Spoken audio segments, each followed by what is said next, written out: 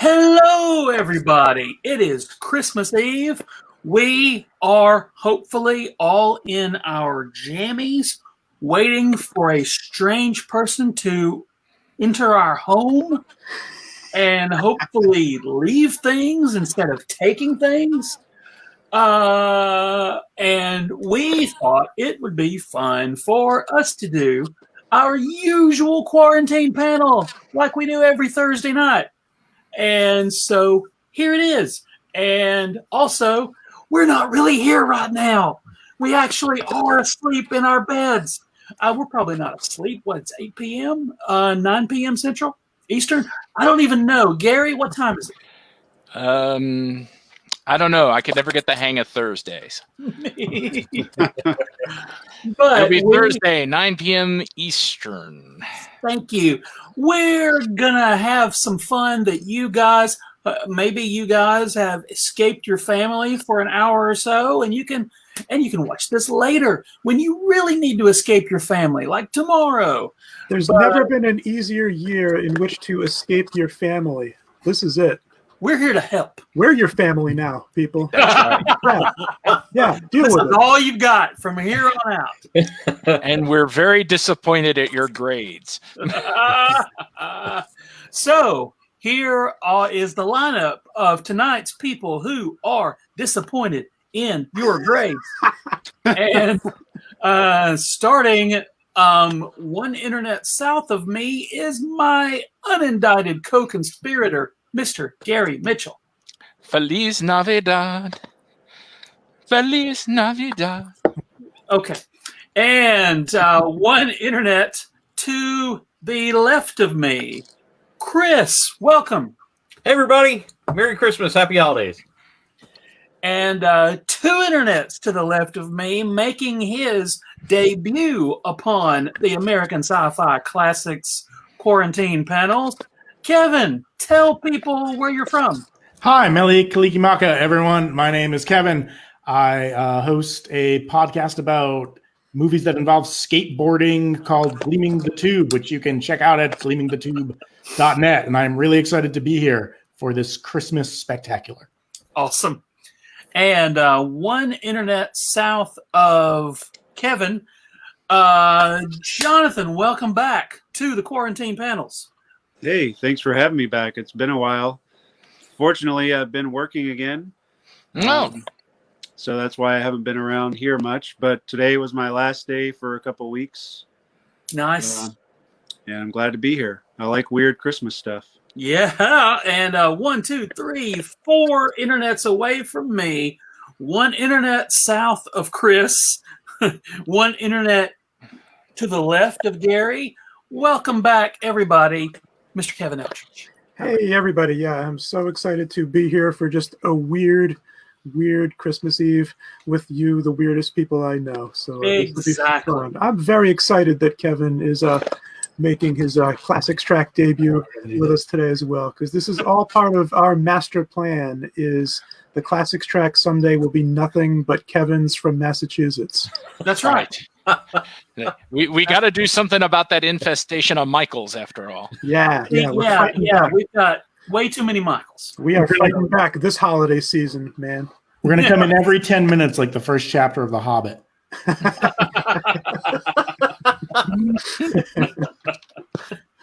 So what I wanted to do, we've been doing Christmas-related things for the last few weeks, for the last few quarantine panels. Tonight, we may have touched on some of the things that we're going to talk about tonight, because when we're talking about Christmas movies and Christmas music, there's weird stuff out there.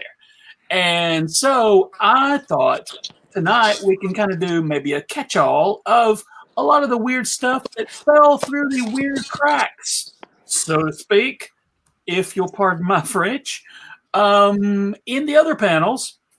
And we'll talk about weird Christmas stuff that just, I don't know, the definition of weird is very broad. Mm-hmm. So let's start with Chris.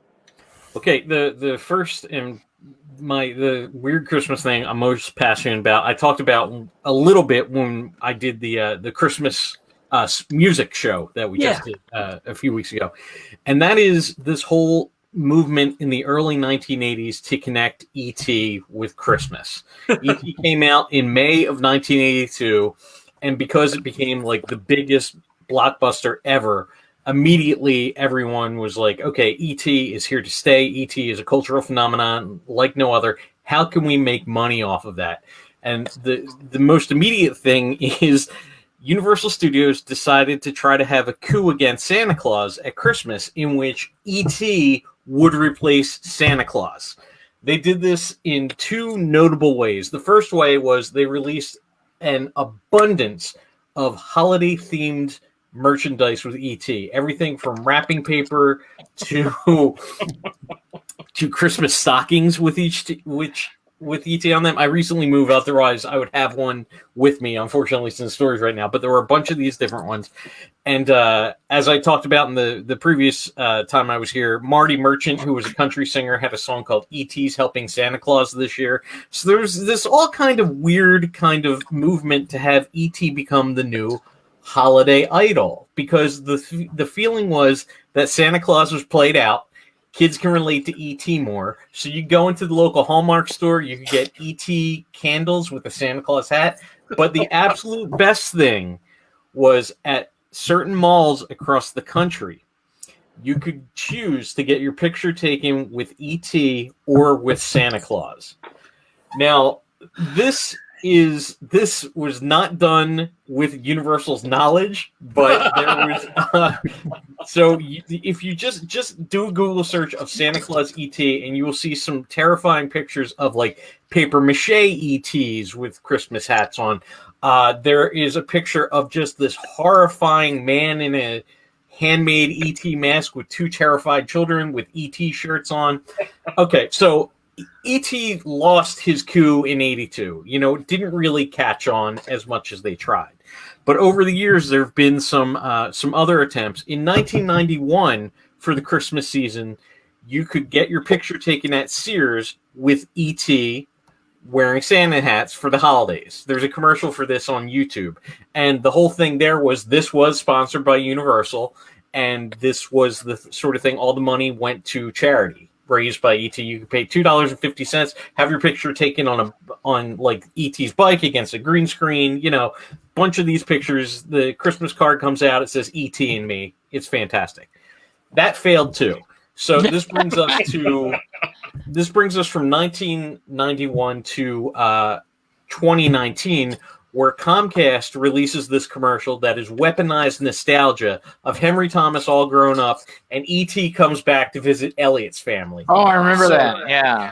Yeah, and in Philadelphia, the Comcast, because it's Comcast headquarters here, you could go into the Comcast building and get free Santa Claus pictures taken with E.T., which of course I did. And I sent that out as my Christmas card last year. So every now and then, there's this movement to kind of like, let's really associate E.T. with Christmas. I don't understand why. I get it was a big film, but to me, this is the weirdest phenomena about Christmas that there ever was and there ever will be. And I love it so much because E.T. is terrifying. I'm not a fan of the film, but I love crappy E.T. merchandise. Okay, I'm shutting up now about E.T. Yeah, you're more of a Mac and Me guy. I absolutely am. Maybe if they had released an unplayable Atari game, that would have helped with the battle against Santa. Yeah. Right. Yeah, exactly. Maybe that was Santa's revenge. Somehow he was like, all right, oh yeah, E.T., well, your game sucks ass. And here it is. Elves, make them fall down a hole and never get out. And the elves are back there with the... Yes, sir. Okay. Kevin the first. Hit us. Right, is this me? Yes. Yes, you. Okay, this is kind of recent. I saw that this was a thing that aired on television in England. It's the 2013 Christmas special, Never Mind the Baubles, Christmas with the Sex Pistols. This is an actual Boxing Day documentary they aired on the BBC. And it's basically the surviving members of the Sex Pistols looking back on Christmas in the 70s and talking about a Christmas Day concert they performed for the children of striking firemen in the afternoon. So it's all these like 7-year-old kids at a Sex Pistols concert in 1977, slam dancing with Sid Vicious. And eventually Johnny Rotten gets into a cake fight with all of the children. And it's all on video. Julian Temple, who made the Filth and the Fury documentary, filmed the whole thing at the time. And you're interspersing that with the modern day, like surviving Sex Pistols, looking back on the true meaning of Christmas. It's very bizarre. Well, you know, when I think Christmas, I think Sid Vicious. So, you know. Great. Oh my god. I mean, it's a very British thing. That's a very Sex Pistols thing to do. So while I'm surprised, I'm not surprised. Yeah, when of course in the show notes for this thing, we're going to post as many YouTube videos of these things as we can find, and I personally cannot wait to see that. It's all on YouTube, so yes. You're in luck, Joe. Awesome. Jonathan, what you got? Well, I got to respond to all that ET stuff. Yeah. I don't recall most of that stuff. I recall getting a lot of ET stuff for Christmas, including the entire bedroom. My bedroom furniture was all Elliot's and the kids' bedroom furniture from the movie, which I still have most of. Nice. That's fantastic. I had bunk beds that I don't have the bunk beds anymore, but I've got like the nightstand and the dresser and the headboard and stuff like that. But I got a lot of ET toys for Christmas, but I don't remember an opportunity to get a picture with ET instead of Santa or any of that stuff. I totally would have done it. Yeah. I would have done too. I knew the closest to Philly that they had it in was New York, but again, this was not like a thing. The serious stuff was authorized, but this was it was a lot of states in the South, and then a lot of like I think Maine had it, New York had it, and then a lot of West Coast states. And I just love the idea that it's just these mall owners who were totally just going to take over Christmas with ET. And now, Chris, and by the way, if we talk about ET for Christmas for the whole show, I'm fine with that because I have several follow-up questions. But when you're getting your picture taken with ET, is it just a statue? Is it a puppet? Is it a guy in a costume? With me, it was a puppet last year, but with the children pictures, like I'll send something to Gary and Joe for the show notes. You'll see this picture of this man, this terrifying man in an ET suit. Oh no! Wow, It's scary as hell. And then there's a paper mache like Reaper of ET as well. Oh. That's great. man. That is amazing. So, Kevin. Well, since one of the shows that was brought up in the description of this panel, I want to make sure that we get in some time to talk about a couple of those shows. And just the only prep I've done for this panel, essentially, is tonight. My wife and I suffered through Nestor, the long-eared Christmas donkey. Oh, good Lord. Suffered through. I love it. Don't get me wrong. Yeah. It was there was a discussion whether or not to actually pop in the DVD tonight. But since I had this panel coming up, it counted as official research, and so it was allowed, and we went forward. But yikes, this is 1977, I think, so relatively late in that run of Rankin Bass stuff, and some might say they were running out of ideas by this point, or at least scraping down deep into some very, very strange subjects. And yeah, the long-eared Christmas donkey, it's a short one. It's only a half hour. It's really sad and weird. And I mean, For anyone who may not have seen it, then lay it on them. What's the plot? Well, I'm assuming there's a donkey. There's a donkey, and hang on, Gary. He's got really long ears. Really? Yeah. And Really long. This was also based on a Gene Autry song, just like he had the big hit with Rudolph, and then he tried it again by doing a Nestor the Long-Eared Christmas Donkey song. And I don't think anybody really knows the song except for when you hear it in the show. But Rankin Bass, they love to just jump on a Christmas song and make a cartoon out of it. So you've got Nestor. Anyway, everybody hates Nestor, and he's shunned and everything. But it's Nestor and his mother wander out into a storm. And like the halfway point of the show is the mother digs out a little pit in the snow to get down to the grass and says, "Nestor, get in that hole." The mother donkey, to protect Nestor from the snow, then lays down on top of Nestor and dies. How Christmassy. Merry Christmas. Then they cut right back to the whole story is like narrated by a donkey. This is flashing back to the time of Jesus. That's when Nestor lived. But the story's being told by a modern donkey at Santa's castle. Right after the death scene, they cut back to this donkey in Santa's village standing in front of a Christmas tree, and I'm like, "So you enjoying the show, kids? How are we doing so far? How we doing? We're having fun." There's a what it'd be cherub. like if your mom died?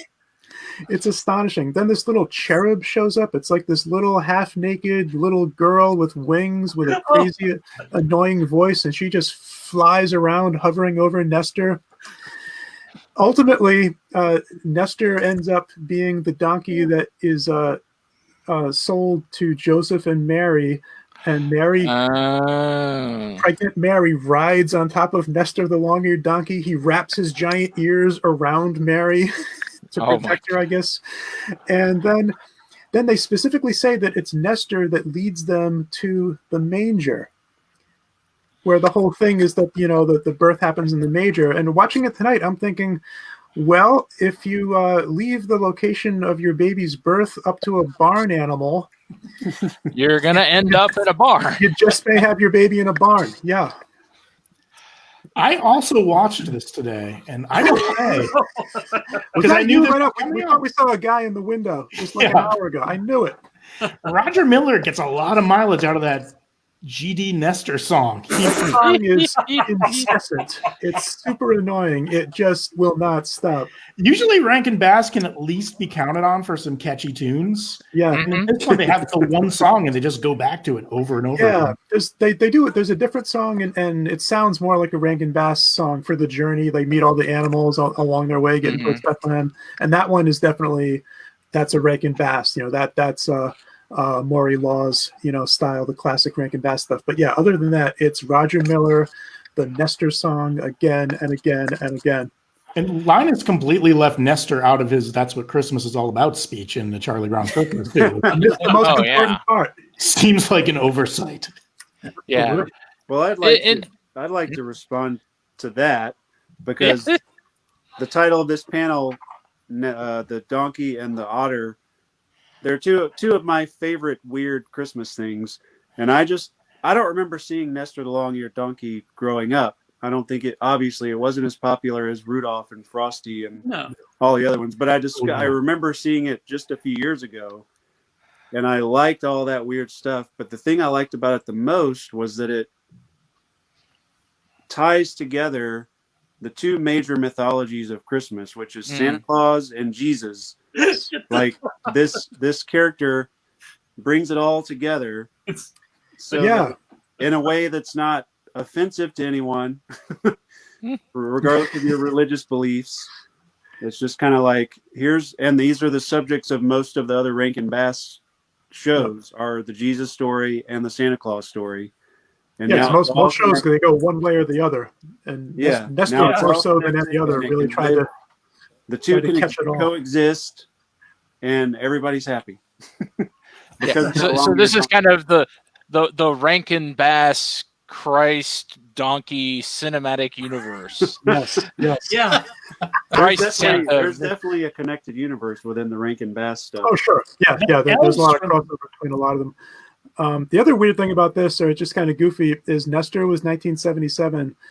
the previous year they had already done a show where the lead character has giant ears, and that's the Baby New Year from Rudolph's Shiny New Year. So they were locked in on a theme there in the mid '70s. What the hell is it with them and ears? So you got to wonder which one was it? Was it Rankin or Bass that had the car door ears? They each had one giant ear, and then they would always use the side by side. I don't remember. Was the "Do You Hear What I Hear" song ever used in Rankin Bass? Surely. That was used in Little Drummer Boy Book 2. Yes. Oh yeah, another weird one. Yeah. The Little Drummer Boy is a very weird Christmas song, though, isn't it? I mean, talking about weird Christmas stuff. I love the meme that continually goes around of the Mary going, "Everybody who came and bring frankincense and myrrh, which children love," and the child playing the drums right in my ear as Jesus just went to sleep. That was great. I just got our Savior to sleep, and Buddy swoops in, is like, you know what you need? A drum solo. Yeah. So, Gary. I'm tempted to go with that one to stick on the Little Drummer theme, but no. I wanted to talk for a few minutes about, and I know I'm in a minority opinion on this, but Emmet Otter's Jug Band Christmas is weird.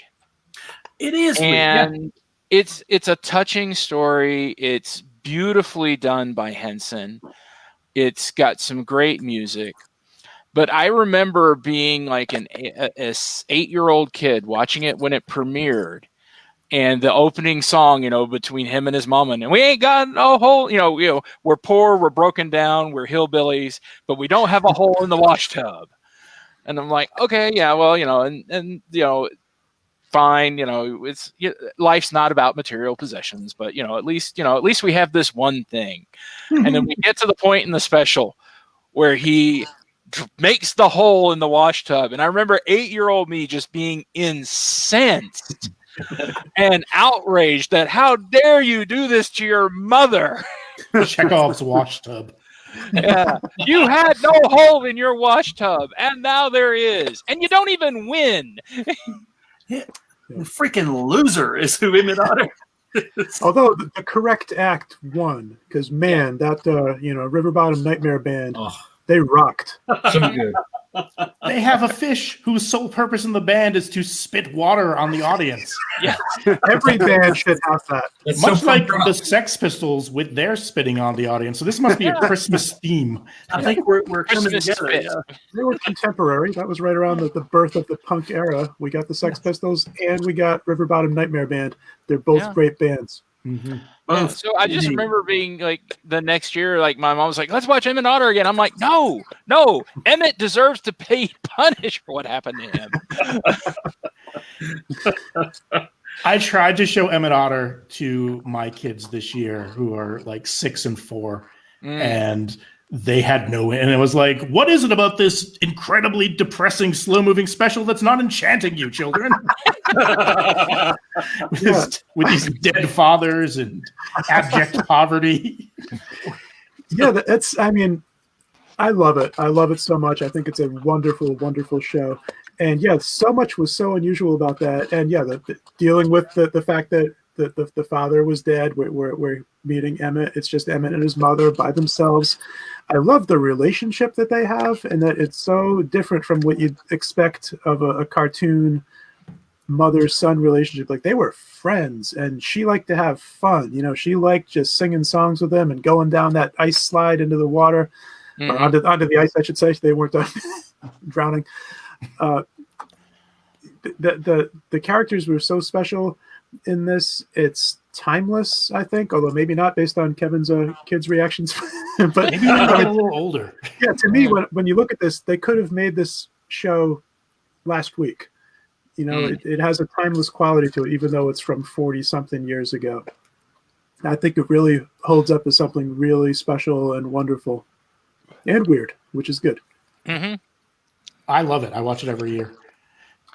There is, I don't think I'm mistaken. There is a blooper track from Emmet Otter that I feel like I've seen. Yeah, where, it's on at least some of the DVDs have the good. bloopers on it. That must be where I've seen it. And I'm sure it's online too.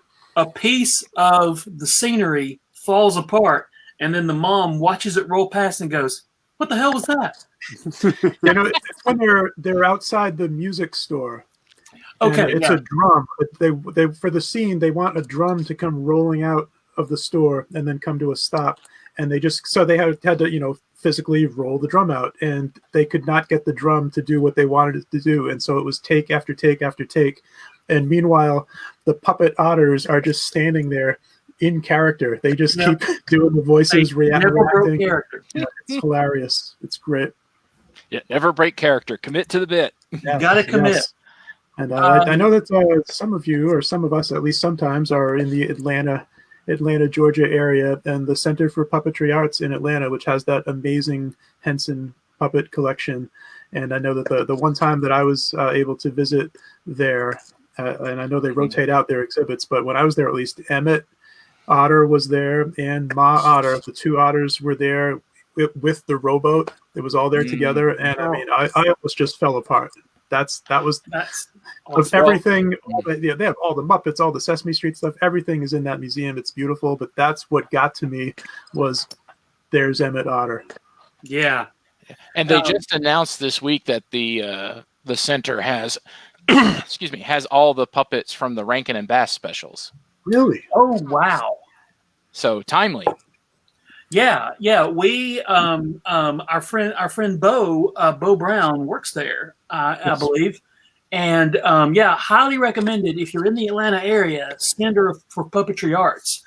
We'll put a link. You all should go. Abandon your families. Go through the puppet. Mine. I want to start with a.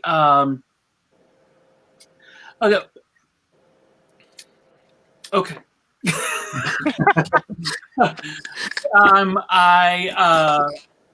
When I was when we were doing our funny Christmas music panel last week, I mentioned this briefly. Like years ago, when I worked at our local newspaper, the Birmingham News, every year I would make up a funny Christmas music mixtape. And then I wrote a feature article about like 10 songs per year. And in one of I believe it might have been my first feature article about it, about funny Christmas music, I said, here's the Christmas Gets Weird part of it. It's something that I caused.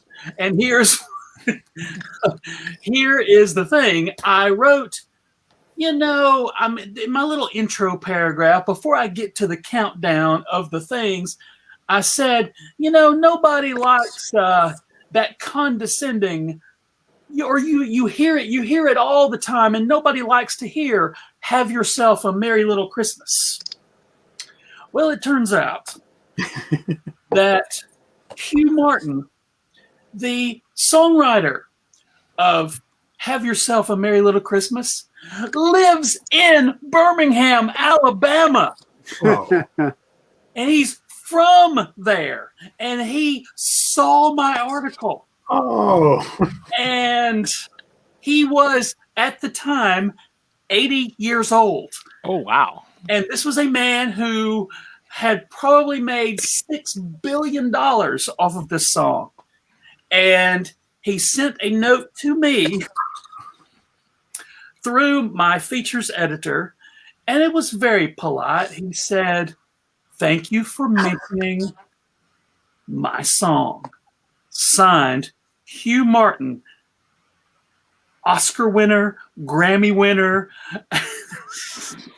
And then he listed his accolades. Look, you young punk. What, you little bastard? Have yourself a Merry Christmas, put my kids through college. He didn't say that. That's not what he said. The implication was there. It's like Daenerys Targaryen. Breaker of chains, winner of Oscar, writer of Have a Merry Little Christmas. And I looked the guy up, and sure enough, he wasn't kidding. He he was. Let me see. He wrote. The song was sung by Judy Garland in Meet Me in St. Louis, and gosh, let's see. I was going to look up Hugh Martin. Have you ever heard the story about Frank Sinatra demanding the lyric be changed? No. Oh, this is a good story. Okay. In the Judy Garland version in Meet Me in St. Louis, there's a line, through the years we'll all be together if the fates allow. Until then, we'll have to muddle through somehow. And Frank Sinatra was recording an album called A Jolly Christmas, and he called out that lyric as being insufficiently jolly and demanded it be rewritten to hang a shining star upon the highest bough. Thank you, Frank Sinatra. I love the image of Sinatra being like, it's not enough. We got to jolly this song up. Yeah, cigarette in one hand, martini in the other. It's not Dean and jolly Sammy. Bring in some hookers in here. Let them jolly it up. See, or let's go get somebody to knock around that Hugh Martin, Mr. Grammy winner. See, me and I don't know that I have any other similarities to Frank Sinatra, but right there, that song is insufficiently jolly, and I received a nice message from this songwriter.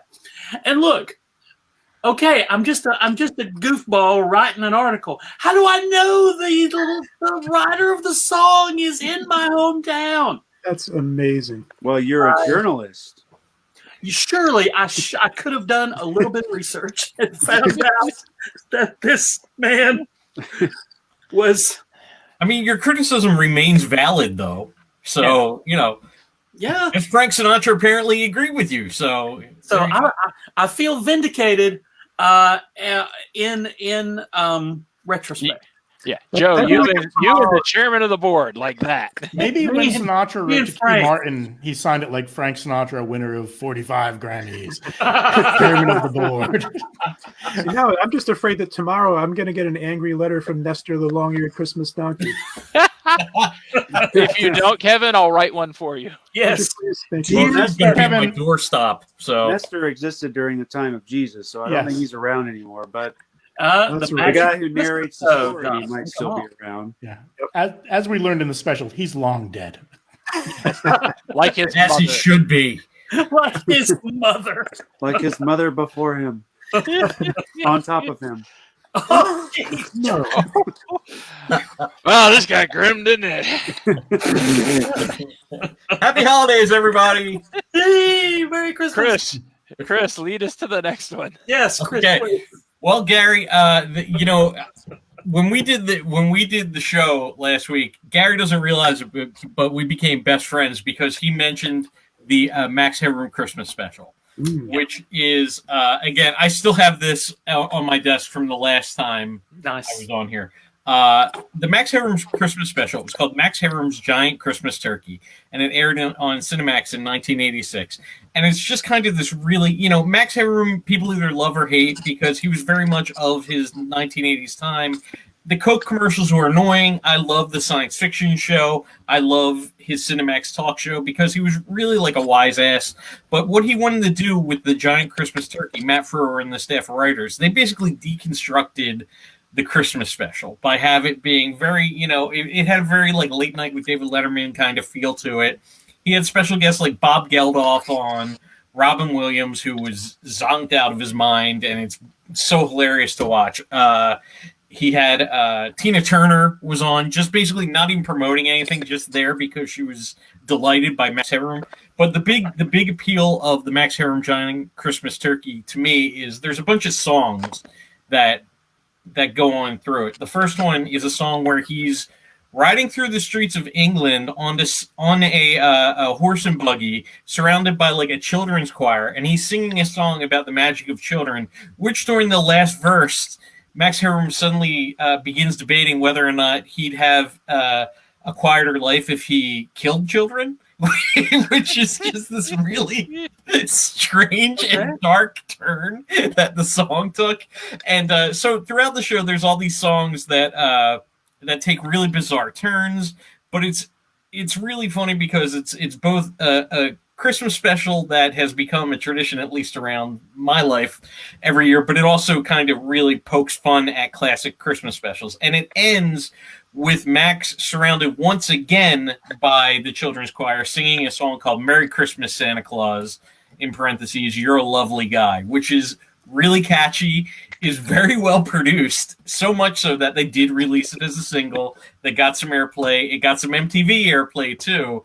And this is before Max was kind of like oversaturated due to like the Coke ads and everything.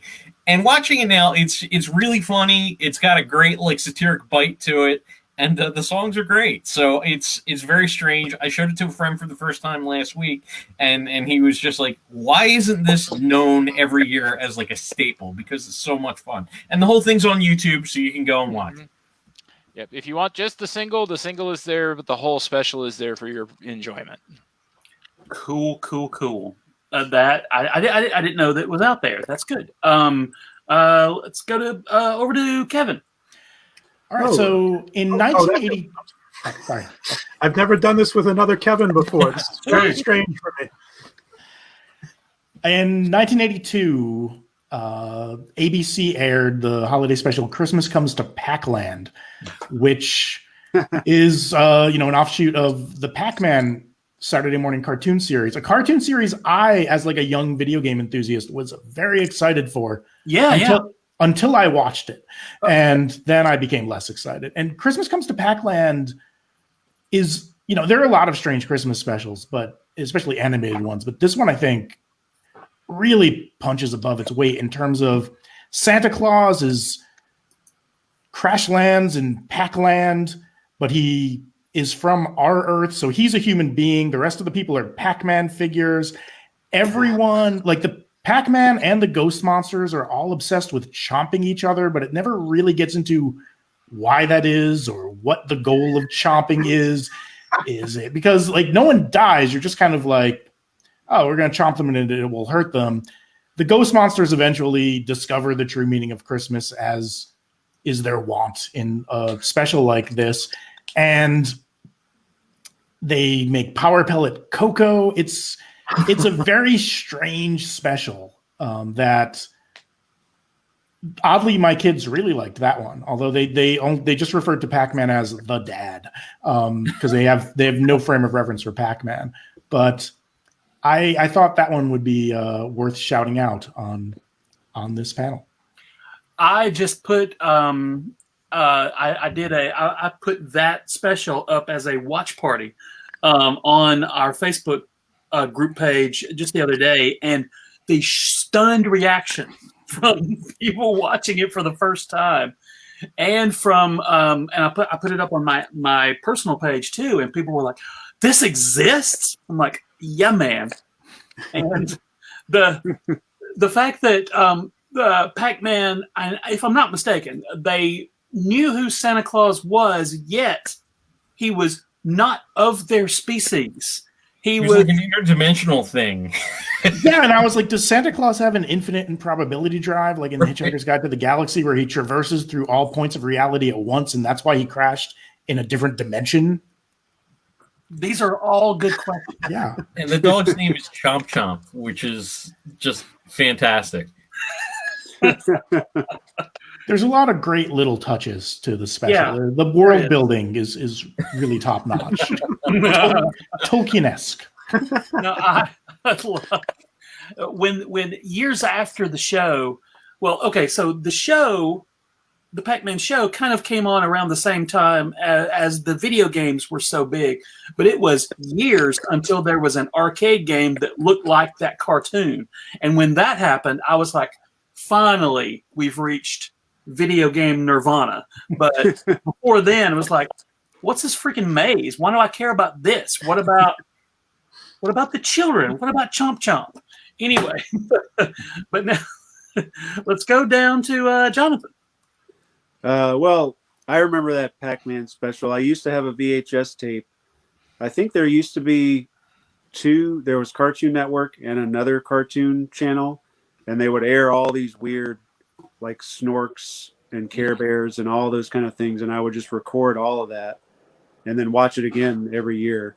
But one of my favorites that I have on DVD, so I can watch it every year, is the Pee-wee's Playhouse Christmas special, which sounds a lot like the one that was just described as the Max Headroom one, where it's sort of like there's a lot of guests. It's not in the format of a late night talk show, but there's a lot of guest appearances for no real reason, and it gets kind of weird.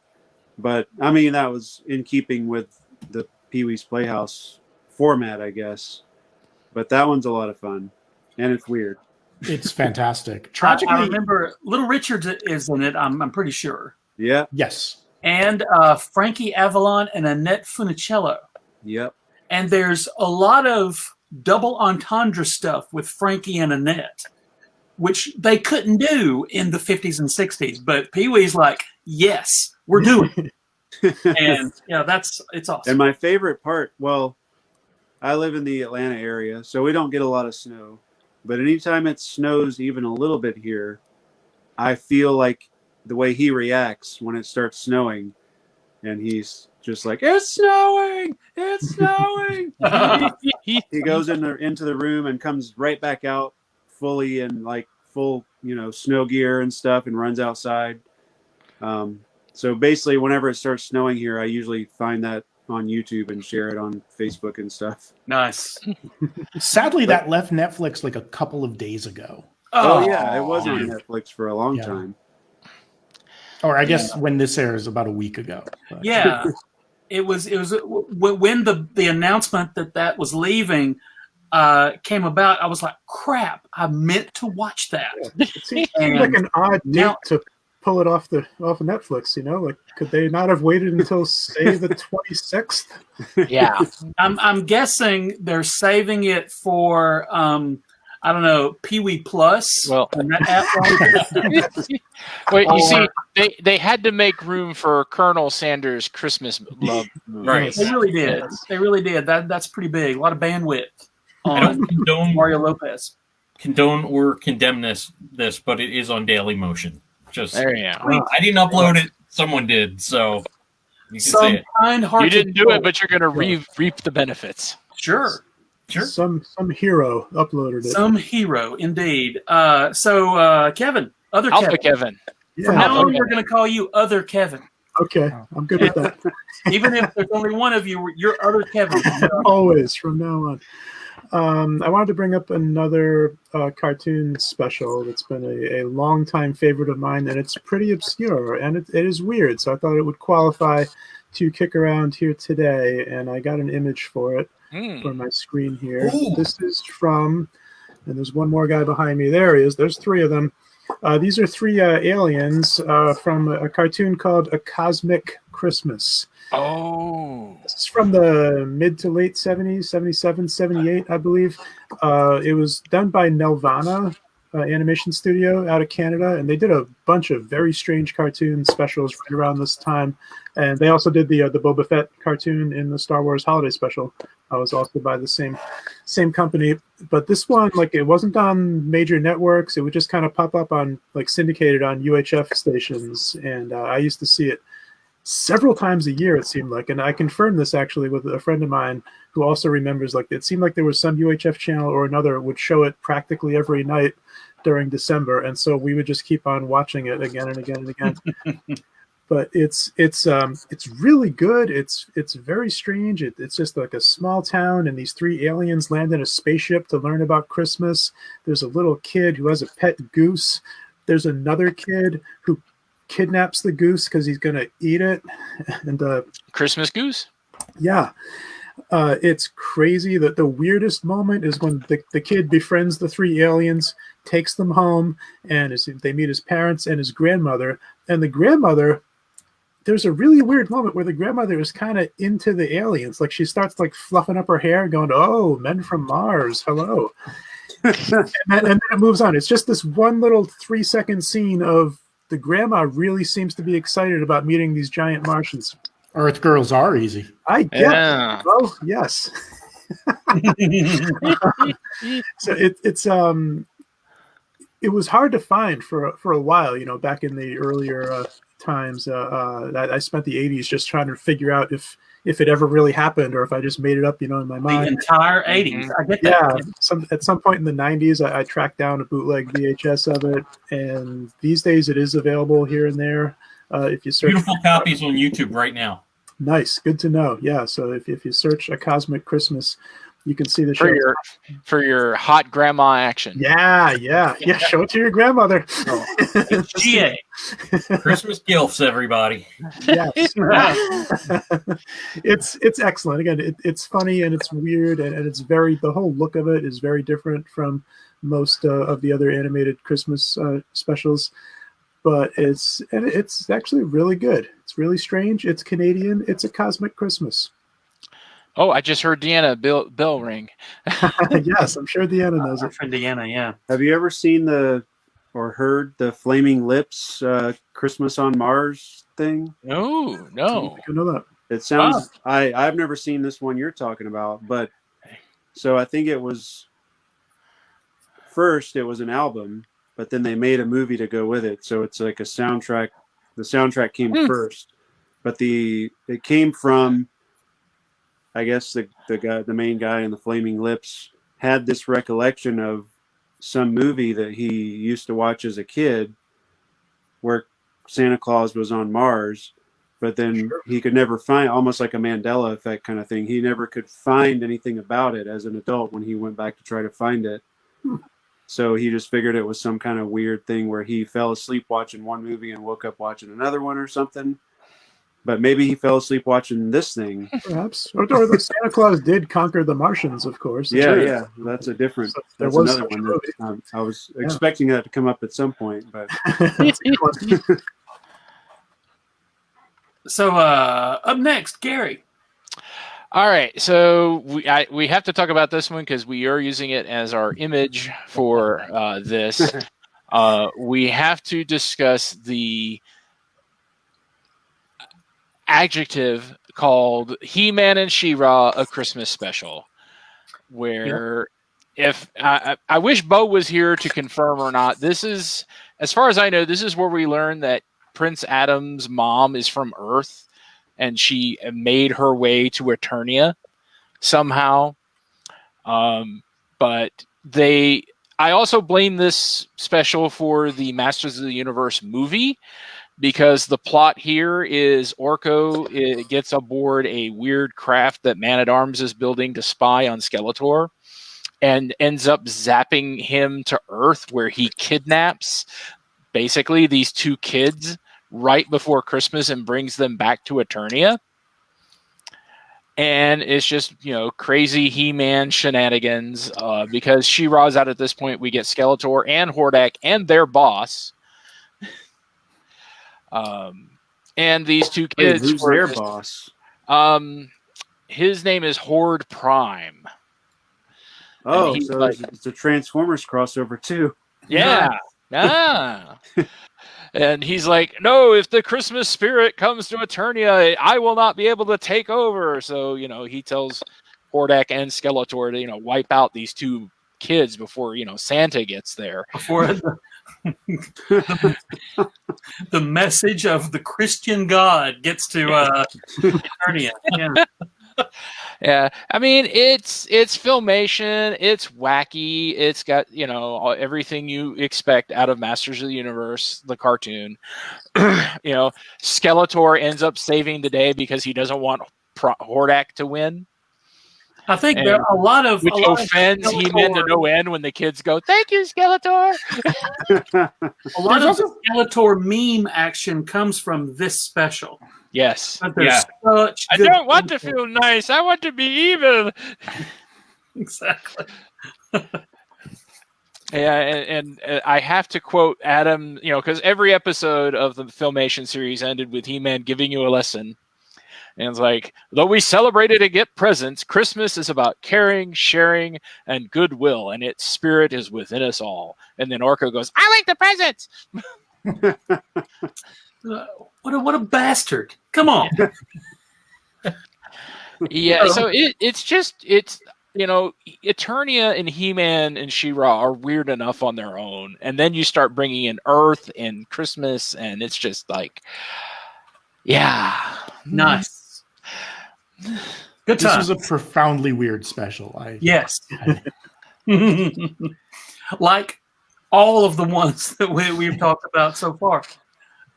So I, for my next one, I wanted to talk about I and most of us here have at some point seen and or spoken at length about the Star Wars Holiday Special.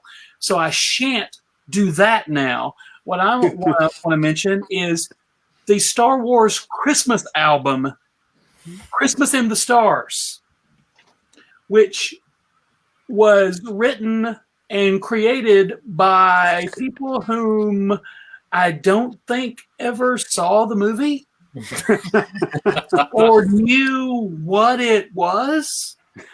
It came out in 1980, so that was after Star Wars 1, but before Empire Strikes Back. And although Anthony Daniels, C-3PO himself, does a lot of the singing and a lot of the voice work on the album, it's also the weirdest trivia note from it is that it's the first professional recording by John Bon Jovi. Oh, yes, he sings lead vocals on R2-D2, "We Wish You a Merry Christmas," which is it's what it sounds like, but it's John Bon Jovi, and that's he was not yet slippery when wet. Is this easy to find, or is it? Oh, sure, yeah. It's on the YouTubes. I don't know if it has been. My guess would be it has not been officially released, much like the Star Wars Holiday Special. But you know what? I stand corrected. Let's see. In 1996, there was a CD, Rhino Records. I have it. There you go. See, awesome. But yeah, my favorite song from that album is "What Can You Get a Wookiee for Christmas When He Already Has a Comb?" And it's very shrill aliens singing about who don't exist in the Star Wars universe that we know of, singing about what they're going to get for Chewbacca, and then the end result of their wondering throughout the song is, let's get him love and understanding, which is a fundamental misunderstanding of Chewbacca himself and of all Wookiees. They don't want that. Why would a Wookiee want love or understanding? They don't even celebrate Christmas. They celebrate Life Day. Wookiees, except outside of Life Day, Wookiees just like ripping the arms off things. They don't like love or understanding, except with in the family unit in the treehouse watching the Christmas the cooking special. But, you get a VR recording of Diane Carroll up there. Oh yeah, now that's the love and understanding that they can get behind. But so yeah, Christmas in the Stars. Go find that. That is a crazy artifact of Star Wars stuff, and so yeah, top notch. Highly recommended. I want it on vinyl. yes. I'm sure it's out there. Somewhere. So, Chris, The next thing I want to talk about is a real quick thing, and everyone knows Gremlins. Everyone knows the Gremlins is like a great Christmas movie. As you can probably guess from every time I appear on here, I'm a sucker for a good novelty record related to science fiction movies. And Gremlins, in the scene in the bar where all hell is breaking loose at Dory's Tavern, there's a song playing in the background that's by Michael Sambello, who recorded Maniac, and it's called Gremlins Mega Madness. And What? it is, yeah, and it's very much a parody of his own like Flashdance and kind of. It's very much like a parody of that kind of music, like very high energy, nonsense lyrics, like aerobics type thing. So there's a 45 of this that I just found out existed a few weeks ago, and you can get it really cheaply on eBay, and you can hear the song on, YouTube or whatever. But it's just a fun, high energy song about gremlins wreaking havoc. And the lyrics are basically like mega madness, super badness, and it's just terrible nonsense lyrics by Michael Sembello. Gremlins Mega Madness on 45, not available on Spotify, not available on the Gremlins soundtrack CD, but you can get no MP3, but you can get the 45 single for very cheap, I might add. If you love strange movie-related music, go for it. What I want is for the people on eBay who have this thinking, oh, God, there's no way. I'm going to get rid of this thing. I've got to clear out some space. And then after this thing airs, people are like, where is it? Everyone on the track needs to get a cut of their sales, I think. I got to say, and in fact, one of those people screaming, where is it, is going to be me. Kevin. I hate to go to the well again of a BBC musical special, but in 1979, the BBC gave Kate Bush a holiday special called Kate. Oh, no. And she's at the height of her kind of avant-garde pop tour coming off of that. So she does this Christmas special where she performs exactly one Christmas song, an original called December Will Be Magic Again. And most of it is things like, it starts off where she's dressed like a bat and she gets attacked by anthropomorphic violins. She performs a murder-suicide ballad and acts it out. She jumps out of a garbage can wearing skin-tight leather pants. It's very, very bizarre and not particularly Christmassy, but somehow that's the Kate Bush Christmas special. It's a thing that exists. I love it already. What an amazing thing that it is. I love it already, and I did not know about it until just now. That's terrific. Jonathan. I'm just naming another weird Christmas thing. Yep. Sure. Well, I guess you did one on music already. I have a lot of weird Christmas albums, but sure, since you already did a whole panel on that, throw out some names. We're always ready. Always ready for more. Rankin Bass, The Life and Times of Santa, I believe it's called. Yes. The Alfred Baum one. That one is really weird, and as far as I can tell, it is the one Rankin Bass thing that doesn't exist within the Rankin Bass universe, like all the other things do. It's standalone thing in a freaky ass parallel Christmas universe that explains Christmas with mythical creatures that seem like Jack Kirby created them. It's nuts, though. Yeah, it's L. Frank Baum. That's an L. Frank Baum story that they based that on. It was 1985, so that was very late in the Rankin Bass era, specifically. Especially then I might have seen that when it premiered. Yeah, I didn't realize it. This That's was like Thundercats. Yeah, that Thundercats was era Rankin Bass. This was the last of the Rankin Bass holiday specials, essentially. Unless many years later they did Santa Baby, but that was kind of well after the fact. But of that original run from the 60s through the 80s, this was the final one, I believe. And yeah, it's very strange. It's very different.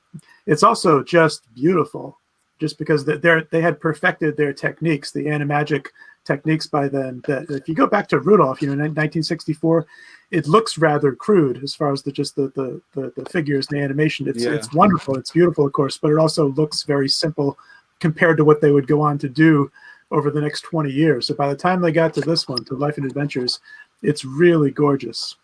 And isn't it? It's much longer than any of the other ones, right? It's an hour. Yeah, it's an hour. So it's they did half hours, they did hours. Then there were a couple that were even longer than that, like Rudolph and Frosty's Christmas in July was made for theatrical release. So that one's even longer. The ultimate Christmas crossover. Yeah. Well, so my birthday's in July, so I always watch that on my birthday. Perfect. So, Kevin, one more from you, sir. Sure, I can do one more, and I guess I got to keep going back to the well of cartoon specials because that is my obsession this time of year. But I've got another one that I used to see every year, but I think most people missed it, and I think I got another screen here for it. Here it is. I just watched this one again today as well. This was the City That Forgot About Christmas. It's from the 70s, mid 70s, and there was I don't even know what company this is it was that made this, but they made a handful of these cartoons, and they made 4 or 5 of them.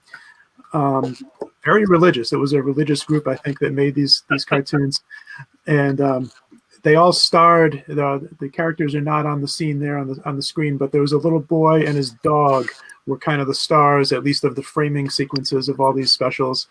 They were named Waldo and Benji.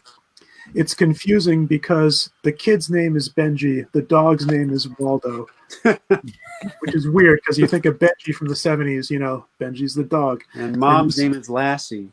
Yes, the mother's name was Lassie. It's very his father's name was Boomer. It's very confusing.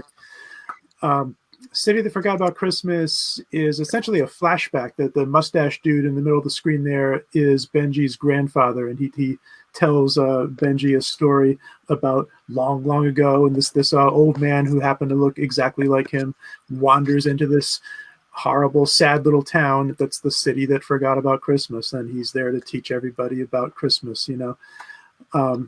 It's I think it's really good. My wife disagrees, but I love it. It's the voice cast on this thing though is pretty cool because the grandfather there in the center who kind of narrates the whole thing was voiced by Sebastian Cabot. That was Mr. French back on Family Affair a million years ago. That guy. The top hat guy over there in the corner, he's like the evil mayor of the town that's just, nasty and greedy and doesn't like this stranger blowing into town and distracting people with this nonsense about Christmas. He's voiced by Charles Nelson Riley. Oh. So, show's over. I'm in. Yeah. He's great. He's got these goofy, creepy little henchmen. Benji's father is voiced by Casey Kasem in this one.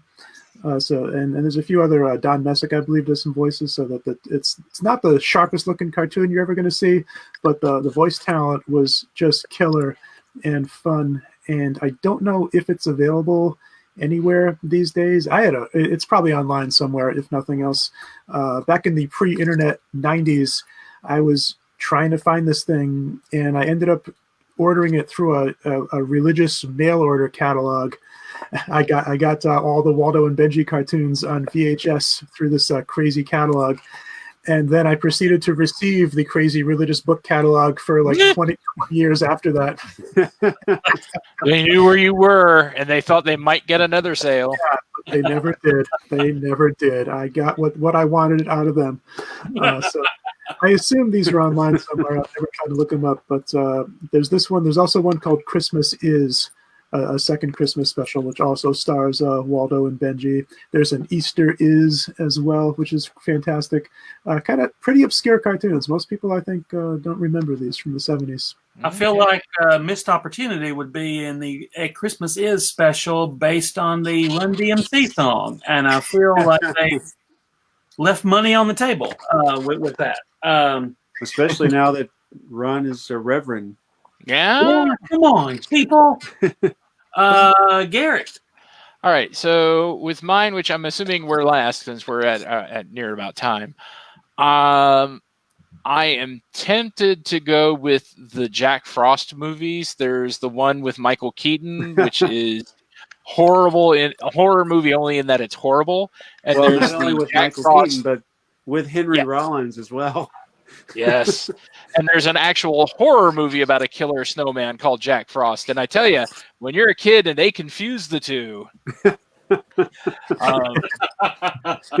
But I'm going to go with Rare Exports, which is a 2010 fantasy short from Finland about a group of people that what their job is basically they go out into the wilds of Finland capture and trank wild Santa Clauses and then train them to become mall Santas. And it's like a documentary of them going and getting like wild tigers and taming them enough to be able to be in a petting zoo, except it's Santa Claus.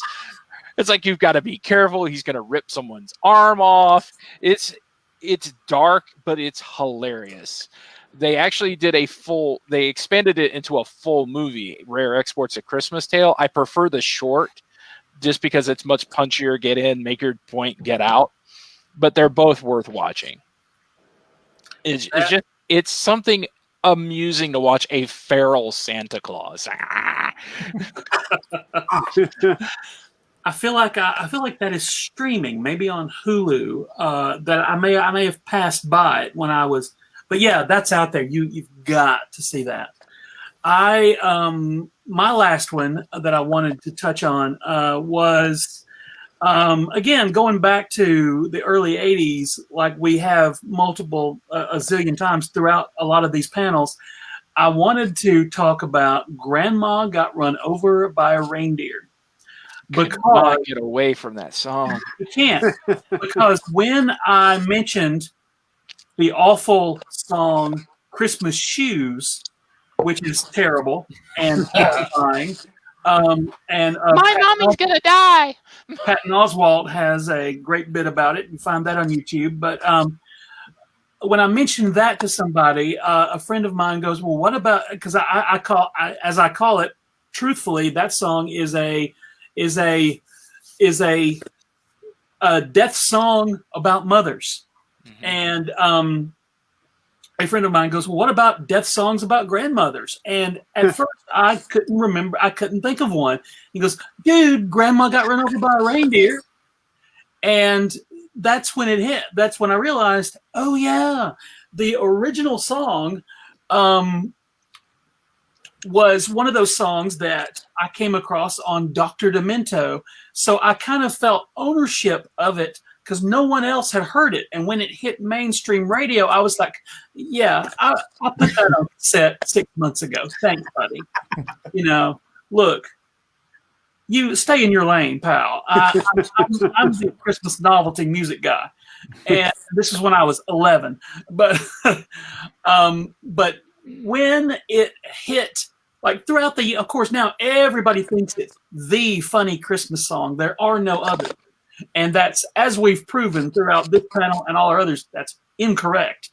But when the song first came out, it's funnier than it became later. They cleaned it up in one portion. In the first version of it from Dr. Demento, if I remember right, and I'm pretty sure I do. It's me.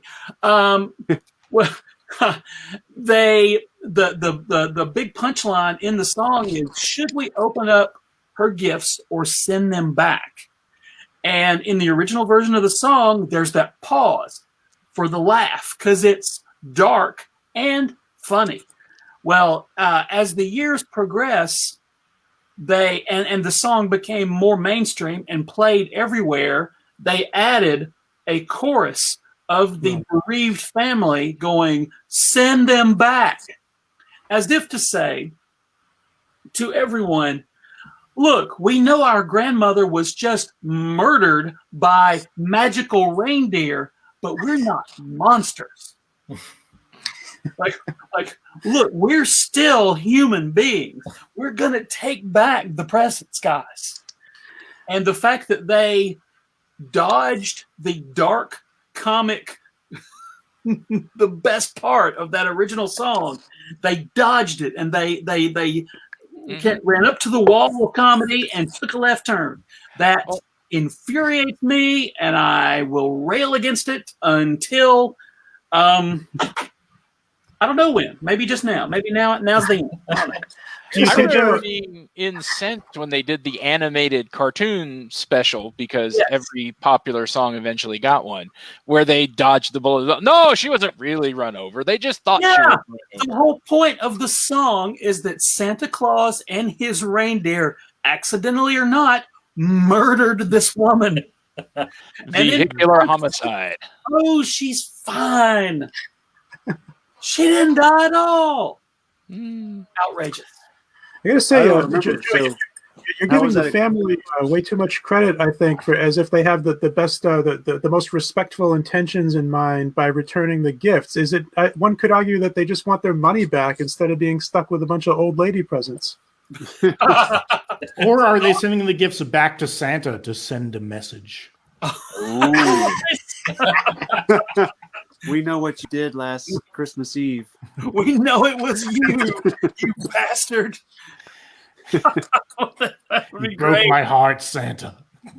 And one of my favorite Christmas parodies, though, comes from Grandma Got Run Over by a Reindeer, is Grandma Got Dismembered by a Chainsaw. He put that up. Top notch. But guys, speaking of dismembering your grandmother, I think that we've done it, guys. I think we've crushed another one. And so everybody, let's go around the internets and everybody tell people where you can be found. Chris. Right now, you can find me from now until like December 26th at twitch.tv/sci-fi explosion.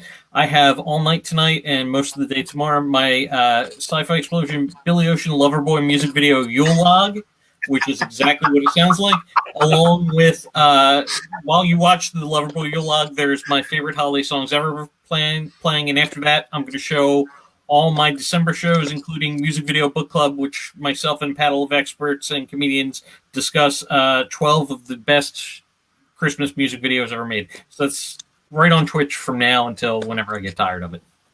Nice. And Kevin. As I mentioned at the top of the show, gleamingthetube.net is my dopey podcast where I talk about movies that involve skateboarding. I'll also be a guest panelist at the Arisia Science Fiction Convention Martin Luther King Jr. weekend, so in a few weeks from now, and that is going to be fully virtual. So if you're going to be virtually attending, check out that and maybe check out one of the panels that I'm going to be on. And Jonathan. You can go to wrestlingwithpopculture.com, which if you go right now, it will appear to have been largely inactive for quite a while, but which is true. There's a lot of good archive stuff, and towards the end of the lockdown portion of the pandemic, I was doing a lot of interviews and stuff, and then I went back to work. So I'm going to post all those interviews from like August over the next couple weeks. Sweet. So there'll be some good stuff soon on there. So that's my thing. And other Kevin. The other me. Hello. Yes. I got to turn my stupid lights on. I forgot. There we go. Ooh. I think we should all. It looks Festive. like we're all wearing some kind of weird Christmas sweaters or sweatshirts. We should show those off before we're done too. Look how festive we are. Yeah, my show is called The Flopcast. It is a weekly podcast, super nerdy, super goofy. And man, the last several weeks of The Flopcast have been very, very holiday themed, talking about all sorts of goofy, nerdy Christmas and whatnot stuff, cartoons and so on. So check us out at flopcast.net. And I'm also going to be, I believe, at the Arisia convention, which normally is in Boston, but this January it's everywhere because we're virtual. And I believe if things go according to plan, Kevin, both of us that are here tonight will be together on at least one panel that Martin Luther King Day weekend. So drop by Arisia as well. A cavalcade of Kevins. We're everywhere. That's some great alliteration. Mm-hmm. I dare say it would be awesome alliteration. And speaking of Almighty alliteration. thank you, Gary, where can we find you? I am unalliterated. You can He's find illiterate. me. Yes, I'm illiterate. You can find me here with him every Thursday. You can find me here on the Twitters. You can find me on the Facebooky. And I just want to close out saying I just did check, and the Center of Puppetry Arts does have Emmett, Harvey Beaver, and Charlie Muskrat, all from the Jug Band special, on display through January 10th. Wow. They're doing a very Merry Muppets display. What about the Rankin Bass stuff? That too. Yeah, awesome. And like Gary said, you can find me here if you were looking for the American Sci-Fi Classics Track quarantine panels on YouTube. You found us. Here we are. Congratulations. Yes, congratulations. We've been doing these for many months. We have, I dare say, an archive of lots of many hours of good things. And we like it so much, we're going to keep doing it until hopefully we can physically gather in person again and punch people in the shoulder and take their lunch money or whatever it is people do. I don't recall what people do. I don't recall what people do to each other when they see them anymore. But guys, thank you very much. Everybody, please stay safe. Happy holidays. Merry Christmas. Stay warm. That's all we got. Merry Christmas Eve to everybody. And we all show off what were our shirts. Let's do it. Look at that. All right. Well, the Ultimate Warrior shirt. Very nice. And right there, official kiss, Merry Christmas. Very nice. Still no Christmas song from the band Kiss. Come on, guys. Integrity, Joe. Integrity. I would have expected them to have 10 Christmas albums by now. You would think. So, and remember to join us next week. We will be, for New Year's Eve, we'll be doing another pre-recorded, but we are doing Escape from 2020, talking about time travel movies. We will not be talking about Back to the Future because we talked about that enough already. Yeah. And join us next year on New Year's Eve, Christmas Eve, when Gary Mitchell will say, "Okay, I'll wear a mask, but I'm still not wearing pants." Thank you very much, everybody. We will see you soon.